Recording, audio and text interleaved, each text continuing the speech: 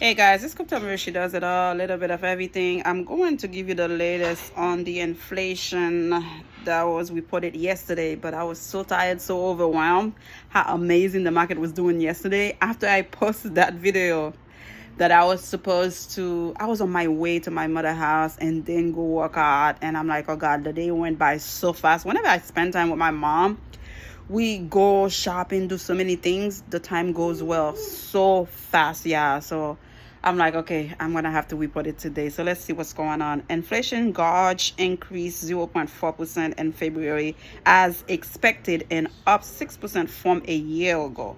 So since it was expected, it should not make any difference. That's good for us. And the crypto market loves it when there is no changes, when there is no addition in it. Okay. Inflation rose in February, but was in line with expectations, likely keeping the Federal Reserve on track for another interest rate hike next week, despite recent banking industry turmoil. The consumer price index increased 0.4% for the month, putting the annual inflation rate at 6%. The Labor Department reported Tuesday both readings were exactly in line with Dow Jones estimates. Excluding volatile food and energy prices, core CPI rose 0.5% in February and 5.5% on a 12-month basis. The monthly readings was slightly ahead of the zero point 0.4 estimate, but the annual level was in line. That is not bad at all. Yeah, we can't complain. Stocks gained following the release, with the Dow Jones Industrial Average up more than 300 points in the early trading. Treasury yields, which plummeted Monday amid fears over the banking industrial health, rebounded solidly, pushing the policy sensitive 2-year note up 30 basis points to 4.33%. Heading into the release, markets had widely expected the Fed to approve another 0.25% points increase to its benchmark federal funds rate. The probability rose following the CPI report, with traders now pricing in about an 85% chance that the Fed will hike the rate by a quarter point, according to a CME Group estimate. And they say he might not add anything, so let's wait and see what happens. Even amid current banking scares, the Fed will still prioritize price stability over growth and likely hikes rates by 0.25% at the upcoming meeting, said Jeffrey Roach, chief USA economist at LPL Financial. A decrease in energy costs helped keep the headline CPI readings in check. The sector fell 0.6% for the month, bringing the year-over-year increase down to 5.5%, a 7.9% decline in fuel. Oil price was the biggest move for energy. Food price was 0.4% and 9.5% respectively. Meat, poultry, fish, and egg price fell 0.1% for the month, the first time that index has retreated since December 2021. Eggs in particular tumbled 6.7%, though they were still up 55.4% from a year ago. Yeah, eggs very expensive, and I like eggs. I boil it, I fried it. You know me. I turn it around like nobody's business. Housing costs are a key driver of the inflation figures, but they are also a lagging indicator, said Lisa Sturtevant, chief economist at Bright MLS. It typically takes 6 months for new rent data to be reflected in the CPI. The crack and housing cost data are collected contributes to overstating current inflation. Still, shelter costs accounted for more than 60% of the total CPI increase and rose at the fastest annual pace since June 1982. Because of the housing expectations, Fed's officials have turned to supercore inflation as part of their toolkit that nails core services inflation minus housing, a shot that increased 0.2% in February and 3.7% from a year ago. According to CNBC calculations, the Fed targets inflation at 2%. Used vehicle price, a key component when inflation first began surging in 2021, fell 2.8% in February and are now down 13.6% on a 12-month basis.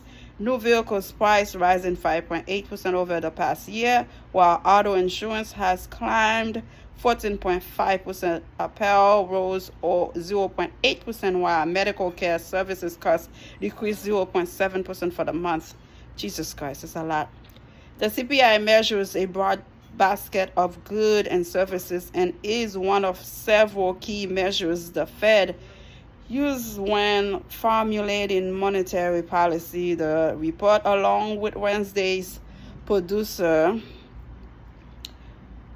price index, will be the last inflation-related data points policymakers will see before they meet March 21st, 22nd. Banking sector turmoil in recent days has kindled speculation that the central bank could signals that it soon will halt the rate hikes as officials observe the impact that a series of tightening measures have had over the past year. Markets on Tuesday morning were pricing a peak terminal rate of about 4.95%, which implies the upcoming increase could be the last. Future pricing is volatile, though an unexpectedly strong inflation reports this week likely would cause a repricing. Either way, market sentiments has shifted. Fed Chairman Jerome Powell last week told two congressional committees that the central bank is prepared to push rates higher than expected if inflation does not come down.